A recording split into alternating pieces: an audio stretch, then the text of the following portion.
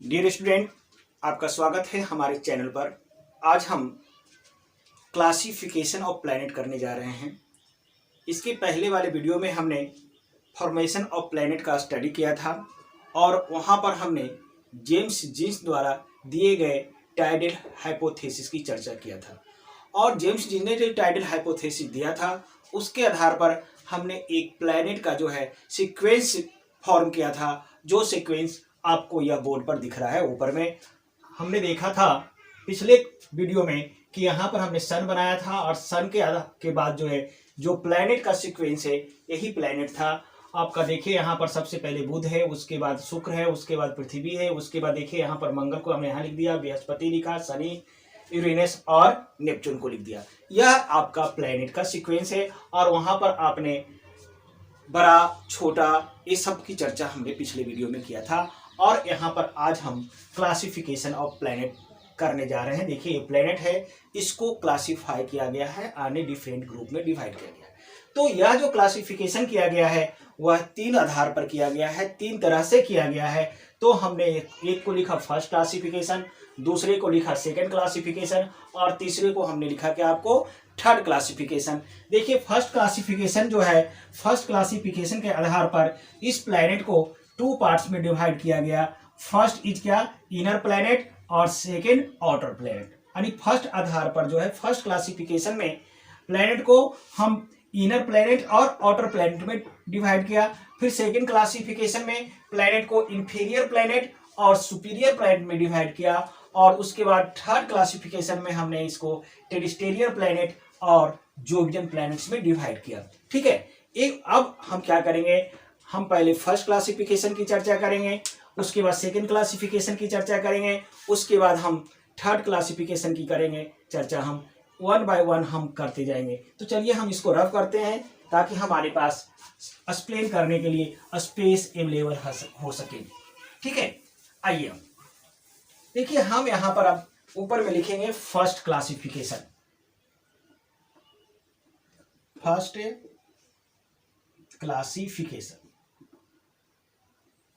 प्रथम, इसको हम हिंदी में कह सकते हैं प्रथम वर्गीकरण।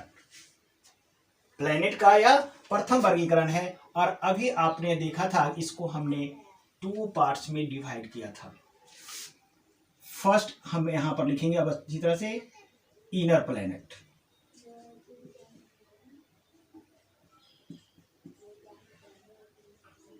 और सेकेंड लिखेंगे हम यहां पर लिखेंगे आउटर प्लैनेट।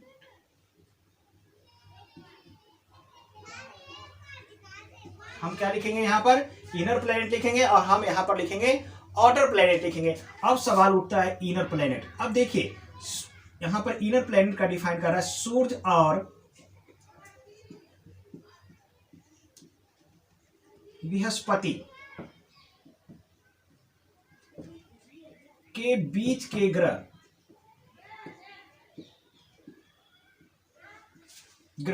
इनर प्लैनेट कहलाते हैं।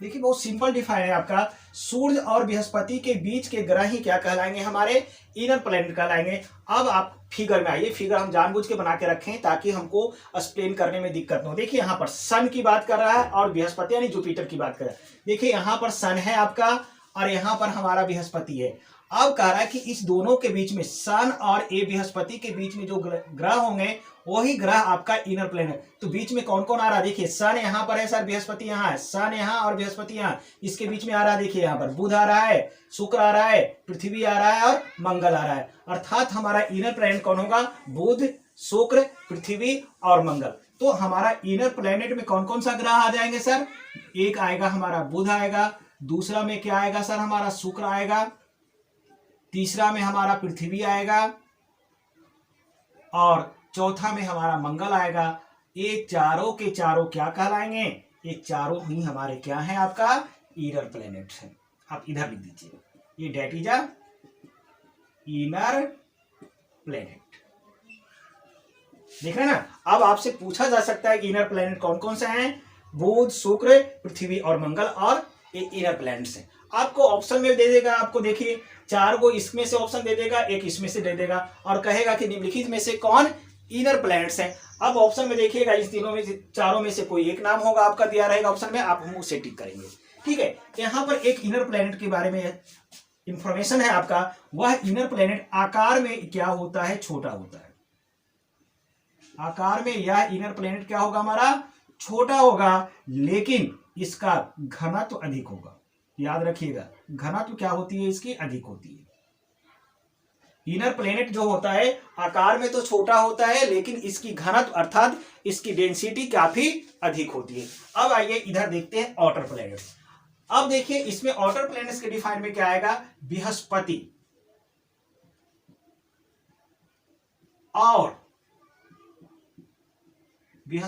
और उसके बाद के ग्रह आउटर प्लैनेट कहलाते हैं। क्या कहलाते हैं, आउटर प्लैनेट्स कहलाते हैं। साफ लिखा हुआ, बृहस्पति को भी लेना है और उसके बाद के ग्रह को भी लेना है। देखिए साफ लिखा हुआ है, बृहस्पति और उसके बाद के ग्रह, यानी यहां से पकड़िए बृहस्पति और उसके बाद यहां तक लास्ट तक के आ जाइए, सारे के सारे हमारे क्या हो जाएंगे सर, आउटर प्लैनेट होगा। देखिए फिगर में बृहस्पति के बाद क्या है, बृहस्पति आ जाएगा, इसमें शनि आएगा सर, यूरेनस आएगा और नेपच्यून आएगा। क्या आएगा सर, बृहस्पति आएगा, शनि आएगा, यूरेनस और नेपच्यून आ जाएगा। तो इसमें जो है आपका आउटर प्लैनेट में कौन कौन आएगा सर, एक बृहस्पति आएगा। क्लियर है, दूसरा हमारा शनि आएगा, तीसरा हमारा यूरेनस आ जाएगा सर, और चौथा हमारा नेपच्यून आ जाएगा। ये सारे के सारे हमारे क्या हो गए सर, ये आउटर प्लैनेट, यहां पर लिख दीजिए आउटर प्लैनेट्स। क्लियर हो गया आपका। अब देखिए आपसे ऑप्शन भी दे सकता है कि निम्नलिखित में से कौन आपका जो है क्या है, आउटर प्लैनेट्स है। अब इसमें से आपका ऑप्शन दे देगा 3, इसमें से दे देगा आपका शुक्र, पृथ्वी, मंगल दे दिया, और इसमें से एक डाल देगा यूरेनस। तो हम आउटर प्लैनेट पूछ रहा है, तो आउटर प्लैनेट हमारा क्या हो जाएगा, यूरेनस। तो यहां से भी हमारे उल्टे पुल्टे क्वेश्चंस बन सकते हैं कि कौन इनर प्लैनेट है और कौन आउटर प्लैनेट है, आपको चूज करने के लिए दे सकता है। ठीक है, अब देखिए इसके बारे में हम चर्चा कर रहे थे, किसके बारे में, आउटर प्लैनेट में। अब देखिए इसका आकार जो होता है, आकार बड़ा होता है। आउटर प्लैनेट का आकार क्या होता है सर, बड़ा होता है, लेकिन इसका घनत्व क्या होता है, कम होता है। इंफॉर्मेशन याद रखें। अब याद हो गया आपको, फिर से याद कीजिए। हमने इनर प्लैनेट में क्या इंफॉर्मेशन बताया, हमने इनर प्लैनेट में बताया, इनर मतलब होता है अंदर। किसके अंदर, इनर मतलब देखिए सर अंदर, किसके अंदर, तो अंदर सूर्य और बृहस्पति के अंदर, अर्थात अंदर मतलब बीच, अर्थात सूर्य और बृहस्पति के बीच में जो ग्रह होंगे वही इनर प्लैनेट। अब देखिए सूर्य यहाँ है, यहाँ पर बृहस्पति है, सूर्य यहाँ है, बृहस्पति यहाँ है, इसके बीच में कौन कौन आ रहा है अंदर में, बुध आ रहा है, शुक्र आ रहा है, पृथ्वी आ रहा है, मंगल लिख दिया हमने, बुध शुक्र पृथ्वी मंगल, ये आपका इनर प्लैनेट हो गया। एक्स्ट्रा इंफॉर्मेशन, आकार में छोटे, घनत्व अधिक, याद हो गया।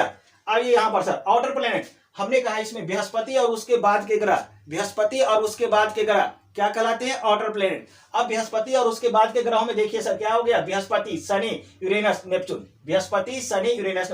फिगर अगर दिमाग में सेट है तो कोई दिक्कत नहीं होगा सर। आपका देखिए यहाँ लिखा हुआ Brihaspati, Shani, Uranus, Neptune, outer planets हो गया। एक्स्ट्रा इंफॉर्मेशन सर, ये आउटर प्लैनेट आकार में बड़े होते हैं, लेकिन इसकी डेंसिटी क्या होती है, कम होती है। यही हमारा फर्स्ट क्लासिफिकेशन है। ठीक है, अब हम सेकेंड क्लासिफिकेशन की चर्चा करेंगे।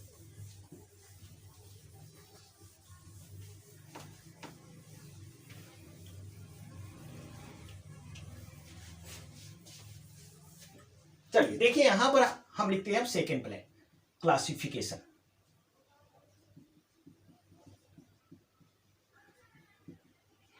देखिए सर सेकेंड क्लासिफिकेशन में हम प्लेनेट को 2 पार्ट्स में हमने डिवाइड किया था। फर्स्ट इंफेरियर प्लैनेट्स और सेकेंड हमने डिवाइड किया सुपीरियर प्लैनेट।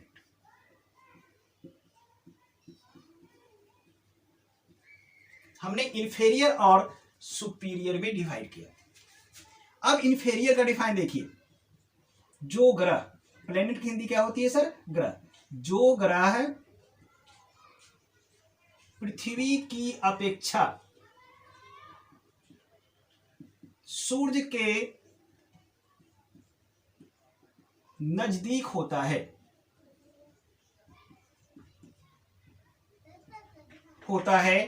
उसे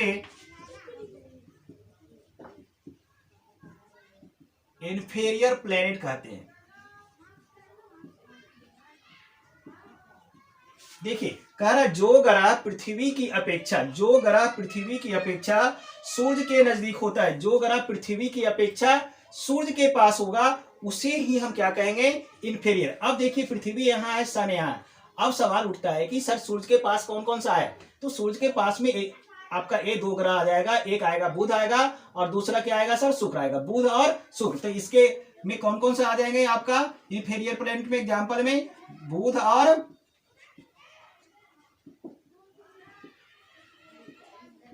शुक्र। ये और बुध और शुक्र हमारा क्या हो जाएगा सर, इन्फीरियर प्लैनेट्स हो जाएंगे। अब इसका सुपीरियर में डिफाइन देखिए, जो ग्रह सूर्य की अपेक्षा, जो ग्रह सूर्य की अपेक्षा पृथ्वी के नजदीक होता है, जो ग्रह सूर्य की अपेक्षा किसके नजदीक सर, पृथ्वी के नजदीक होता है, उसे सुपीरियर प्लैनेट कहते हैं। समझ में आ रहा बात, जो सूर्य से दूर हो गया और पृथ्वी के पास हो गया, तो यहां से पृथ्वी के पास की बात कर रहा है। तो देखिए इसमें कौन कौन सा आएगा सब सिंपल सा, देखिए पृथ्वी के पास कौन कौन सा होगा, पृथ्वी को आधार बनाया है तो पृथ्वी के पास अब इधर के जितने भी प्लेनेट है, पृथ्वी के बाद के जितने भी प्लेनेट है वो तो सूर्य से दूर हो जाएगा सब, किसके पास होंगे, पृथ्वी के पास। तो पृथ्वी के पास में क्या आएगा सर, मंगल आएगा, बृहस्पति आएगा, शनि आएगा, यूरेनस आएगा और नेपच्यून आएगा। तो एग्जाम्पल में इसके यहाँ पर हम क्या लिखेंगे सर, मंगल, बृहस्पति, शनि, यूरेनस और हमारा क्या हो गया सर, नेपच्यून। ये सारे के सारे आपके क्या हो जाएंगे हमारे सर, सुपीरियर प्लेनेट। क्या हो जाएंगे सर हमारे, सुपीरियर प्लेनेट। इस तरह से हमारा इंफीरियर प्लेनेट और सुपीरियर प्लेनेट में क्लासिफिकेशन हो रहा है। आपको दिमाग में बैठाइए सर, जो ग्रह सन के पास वो आपका इंफीरियर, और सूर्य के पास कौन, बुध और शुक्र हमारा इंफीरियर आ गया। जो ग्रह सूर्य से दूर और पृथ्वी के पास सुपीरियर, सुपीरियर प्लेनेट कौन कौन सा है, मंगल, बृहस्पति, शनि, यूरेनस और नेपच्यून। आपको इसे याद रखना होगा और इसका भी जवाब देना होगा सर, ठीक है। अब हम आपको करेंगे थर्ड क्लासिफिकेशन। देखिए सर, थर्ड क्लासिफिकेशन में प्लेनेट को जो है टेरेस्ट्रियल प्लैनेट्स और जोवियन प्लैनेट्स में डिवाइड किया गया है, जैसा हम कि आपको पहले बताए थे, ठीक है। अब यहां पर देखिएगा टेरेस्ट्रियल प्लैनेट के अंतर्गत किसको रखा गया है और जोवियन प्लैनेट के अंतर्गत किसको रखा गया है। तो देखिए टेरेस्ट्रियल प्लैनेट को बारे में बता रहा हूं कि वह प्लैनेट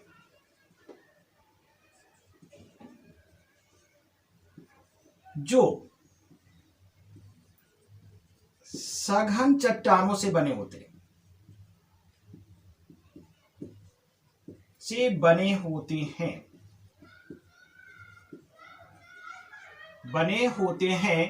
और जिसका घनत्व क्या होता है, अधिक होता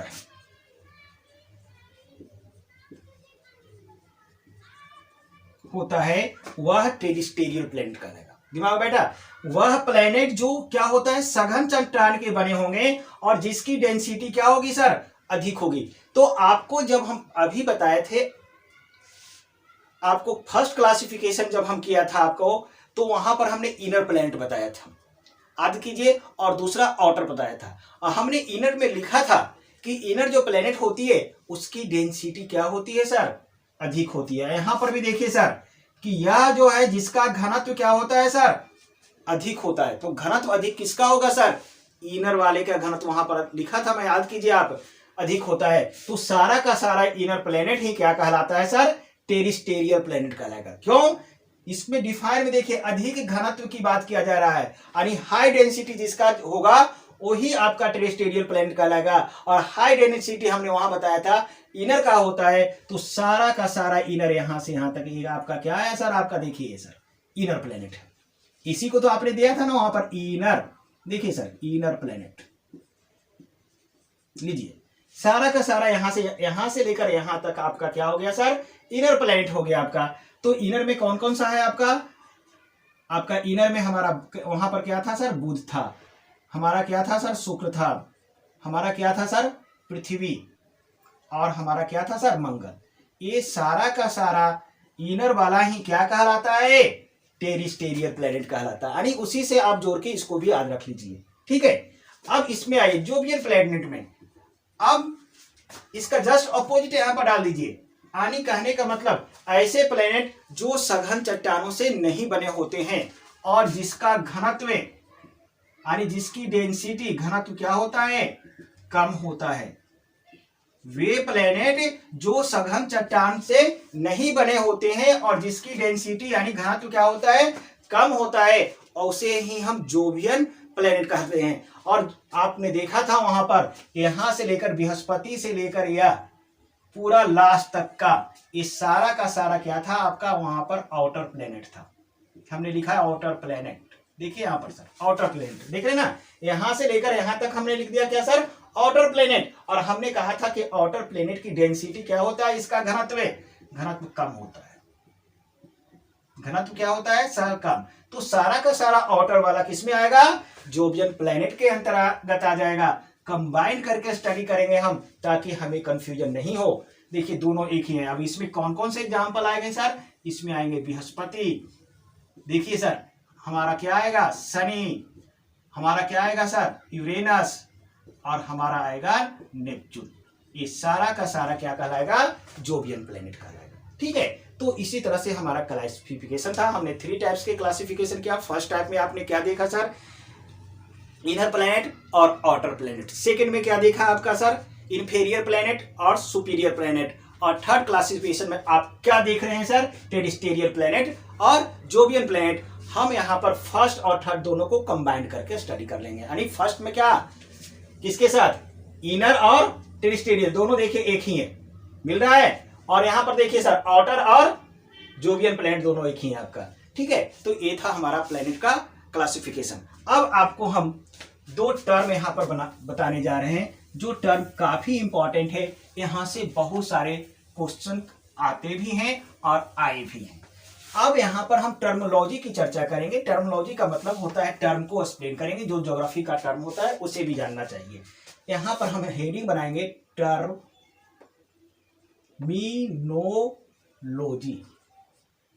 टर्मोलॉजी के अंतर्गत हम 2 टर्मों की चर्चा आज हम यहां पर करने जा रहे हैं। First term is geocentric view,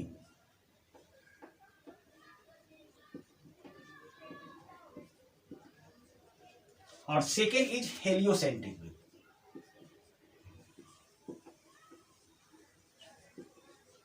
centric view, इसका हिंदी होता है सर भू केंद्रीय निकाय।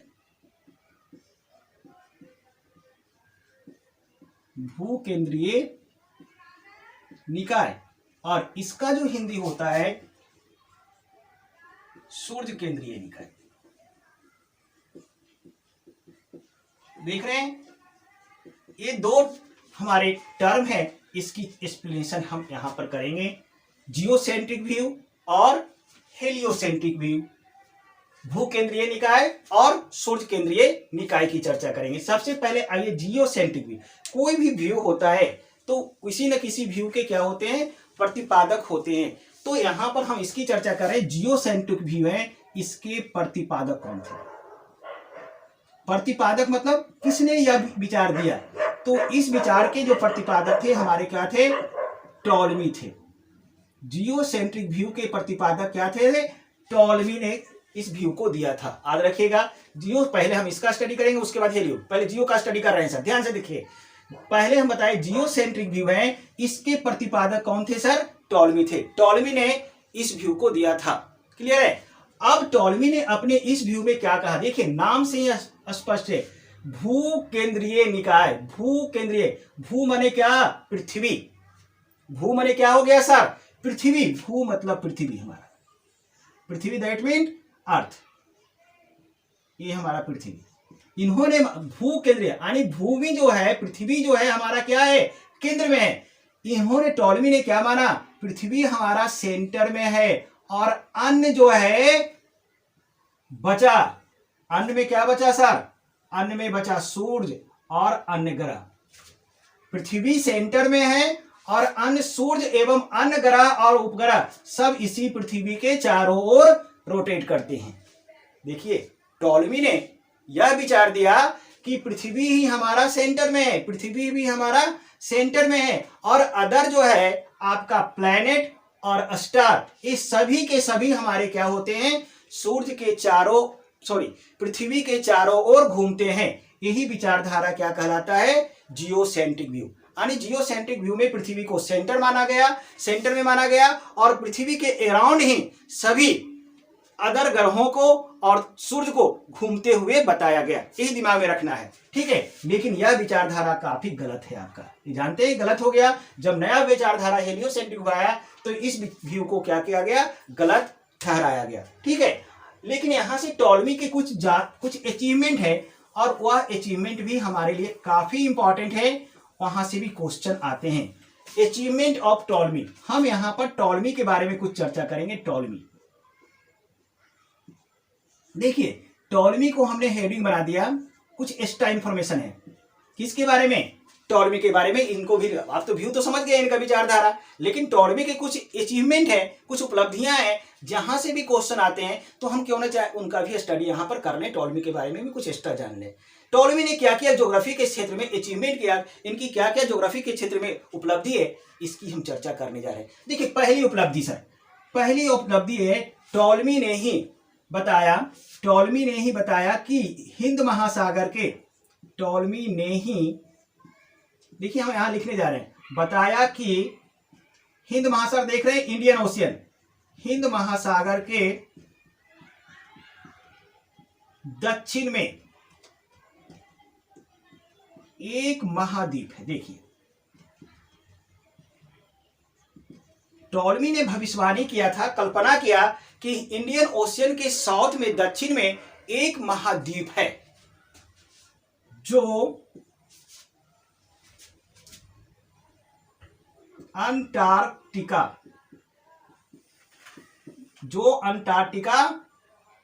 महाद्वीप था।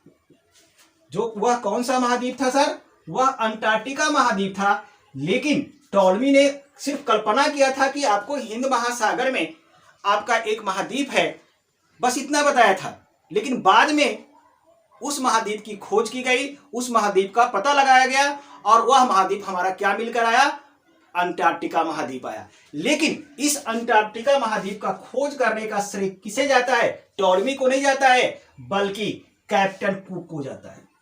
याद रखिएगा, ये क्वेश्चन काफी इंपॉर्टेंट है।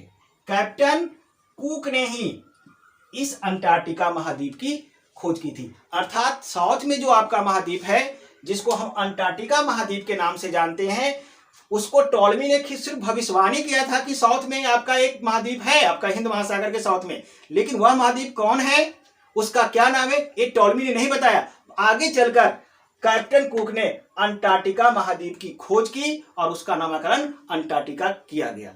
तो आपसे क्वेश्चन बन के आएगा कि अंटार्कटिका महाद्वीप की खोज किसके द्वारा किया गया सर, तो कैप्टन कुक के द्वारा किया गया। अब देखिए टॉलमी की दूसरी अचीवमेंट। अब देखिए आप पढ़ते हैं, मानचित्र का स्टडी करते हैं, तो मानचित्र में आप इस तरह से हॉरिजॉन्टल लाइन खींचते हैं, देखते हैं सर मानचित्र में, और इस तरह से आप वर्टिकल लाइन भी खींचते हैं। अब इस हॉरिजॉन्टल लाइन को ही अक्षांश कहते हैं, आपको पता होगा सर। और ये जो वर्टिकल लाइन खींचते हैं, इसी लाइन को हम मानचित्र में क्या कहते हैं, देशांतर रेखा कहते हैं। तो दूसरा अचीवमेंट टॉलमी का, ये अक्षांश शब्द और देशांतर शब्द का प्रयोग सबसे पहले इस टॉलमी ने ही किया था। दूसरी अचीवमेंट, टॉलमी ने ही सर्वप्रथम मानचित्र में के परीक्षण के लिए अक्षांश एवं देशांतर शब्द का प्रयोग किया। दिमाग में बैठा है सर, हम बोल रहे हैं फिर से, टॉलमी ने ही मानचित्र के परीक्षण के लिए सबसे पहले अक्षांश और देशांतर शब्द का प्रयोग किया। इतना ही नहीं, टॉलमी ने तीसरा अचीवमेंट सर, टॉलमी ने अक्षांश एवं देशांतर पर आधारित, अक्षांश एवं देशांतर पर आधारित प्रथम विश्व का मानचित्र बनाया। लीजिए देखिए, अक्षांश और देशांतर पर आधारित विश्व का प्रथम मानचित्र, अक्षांश और देशांतर पर आधारित विश्व का प्रथम मानचित्र बनाने का श्रेय किसको जाता है सर? टॉलमी को जाता है। आपसे क्वेश्चन पूछा जाता है कि विश्व का प्रथम मानचित्र किसके द्वारा बनाया गया, जिसमें अक्षांश एवं देशांतर रेखा को दर्शाया गया था, तो वह आपका आंसर क्या होगा हमारा सर? टॉलमी होगा। एक दूसरी बात, मानचित्र में अगला इनका अचीवमेंट, मानचित्र में बंगाल की खाड़ी, इंडिया में देखें सर, इंडिया के पास बंगाल की खाड़ी, बे ऑफ बंगाल, बंगाल की खाड़ी को अंकित करने का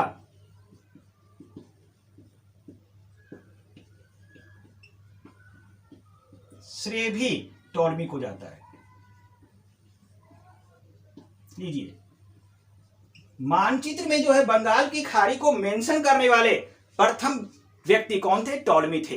टॉलमी ने सबसे पहले मानचित्र में बंगाल की खाड़ी को अंकित किया था। तो ये थे टॉलमी के इंफॉर्मेशन जो काफी इंपॉर्टेंट है, यहां से भी आपको क्वेश्चन पूछे जा सकते हैं। तो अभी आपने देखा जियोसेंट्रिक व्यू, अब हेलियोसेंट्रिक व्यू की चर्चा करने जा रहे हैं। हेलियोसेंट्रिक व्यू को के प्रतिपादक, पहला तो इंफॉर्मेशन आएगा इसके प्रतिपादक कौन थे सर? तो आपका हेलियोसेंट्रिक व्यू के प्रतिपादक कोपरनिकस थे। कोपरनिकस, देखिए सर, हेलियोसेंट्रिक व्यू के प्रतिपादक कौन थे हमारे? कोपरनिकस थे। और कोपरनिकस ने एक पुस्तक लिखा था जिसका नाम था आकाशमंडल की क्रांति।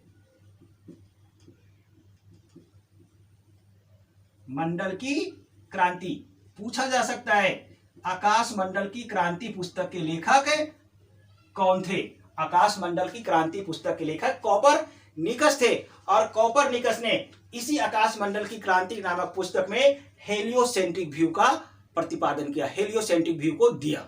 अब देखिए हेलियोसेंट्रिक व्यू क्या कहता है, देखिए यहां पर साफ लिखा हुआ सर, सूर्य केंद्रीय निकाय, यानी सूर्य को इन्होंने क्या मान लिया? सेंटर में मान लिया। और अन्य ग्रह एवं उपग्रह क्या होते हैं? इसी के चारों ओर घूमते हैं। यहां देखिए इन्होंने कोपरनिकस ने क्या किया? सन को सेंटर में माना और कहा कि सन के चारों ओर ही सभी ग्रह एवं उपग्रह घूमते हैं। लीजिए ये ग्रह बना दिया इस तरह से, सूर्य के चारों ओर ही सभी ग्रह एवं उपग्रह घूमते हैं। यही हमारा हेलियोसेंट्रिक व्यू थे। हेलियोसेंट्रिक व्यू क्या है सर? कि सूर्य के चारों ओर ही सभी ग्रह एवं उपग्रह रोटेट करते हैं, यही हमारा हेलियोसेंट्रिक व्यू है। और इसी का प्रतिपादन किसने किया? कोपरनिकस ने किया। और एक साइंटिस्ट थे केपलर, इनको भी याद रखिएगा, केपलर ने इनकी इस मत को गणितीय रूप से प्रूव भी कर दिया, प्रमाणित भी कर दिया। अर्थात कहने का मतलब यह मत जो है 100% करेक्ट व्यू है। ठीक है, यही था आपका दोनों व्यू। अब देखिए यहां पर आपको थोड़ा सा आपको ग्रह की चर्चा कर लेते हैं और थोड़ा सा उपग्रह की चर्चा करते हैं। आप बचपन से पढ़ते आ रहे हैं ग्रह उपग्रह, बेसिक बातें तो आप जानते ही होंगे। ग्रह क्या होता है सर? जिसको प्लेनेट बोलते हैं, ग्रह। लीजिए सर, ग्रह जिसको क्या बोलते हैं सर? प्लेनेट। ग्रह का डिफाइन देखिए सर, यहां पर दे देता हूं बेसिक में आपको। ग्रह बार बार बोल रहे हैं, आपसे पूछ दिया जाए कि ग्रह क्या होता है, कई सर ने बताया ही नहीं था अभी तक वीडियो में, आप हम सीधे उनको जवाब देंगे, वह खगोलीय पिंड, वह खगोलीय पिंड जो सूर्य के चारों ओर घूमता है।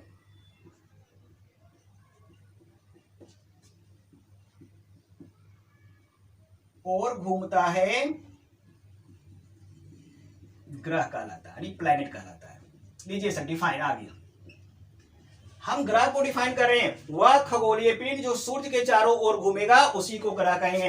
देखिए यहां पर हमने सन बनाया, लीजिए ये हमारा सन है और यह एक खगोलीय पिंड। लीजिए यह एक खगोलीय पिंड है, इसके चारों ओर घूम रहा है, लीजिए रोटेट कर रहा है। तो यह जो खगोलीय पिंड घूम रहा है, इसी खगोलीय पिंड को हम क्या नाम दे देंगे सर? ग्रह। देख रहे हैं, यह खगोलीय पिंड सूर्य के चारों ओर घूम रहा है और जो भी घूमेगा वह क्या कहलाएगा? ग्रह कहलाएगा। अब दूसरा सवाल भी देख लीजिए, एक डिफाइन छोटा सा जान लीजिए। उपग्रह, जिसकी इंग्लिश सैटेलाइट होती है, क्या होती है जिसकी इंग्लिश सर? सैटेलाइट। अब सैटेलाइट क्या होता है? उपग्रह जो खगोलीय पिंड, जो खगोलीय पिंड ग्रह के चारों ओर घूमती है, ग्रह के चारों ओर